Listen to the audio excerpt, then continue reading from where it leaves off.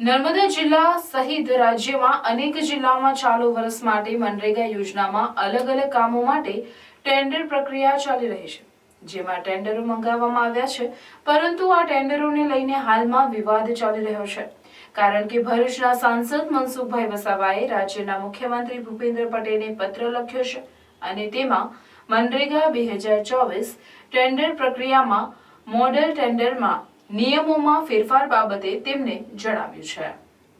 મનસુખભાઈ વસાવાએ આક્ષેપ કર્યો હતો કે કેટલાક નેતાઓ પ્રજાની સેવા કરવાના બદલે કોન્ટ્રાક્ટના કામોમાં વધારે રસ લઈ રહ્યા છે, જેના કારણે કામોમાં પણ ગુણવત્તા જળવાતી નથી અને તેમાં સરકારનું ખરાબ દેખાય છે।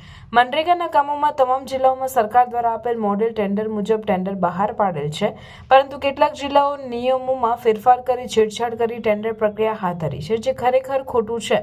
સક્ષમ અને મનરેગામાં કામ કરેલ છે તેવી અનુભવી એજન્સીઓના બદલે નેતાઓની અથવા તો તેમના નજીકનાઓની એજન્સીના ટેન્ડર મંજૂર થાય તે મુજબ અધિકારીઓ કામ કરી રહ્યા છે।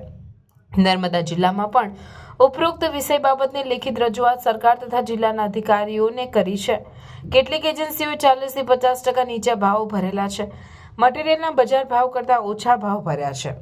તેમાં કઈ રીતે ગુણવત્તા જળવાશે, જેથી મનરેગામાં ગરીબોને રોજગારી મળે અને કામોમાં ગુણવત્તા જળવાય તે મુજબ પારદર્શકવાળા કામો થાય તે બાબતે યોગ્ય ઘટતું કરવા તેઓએ રજૂઆત કરી છે।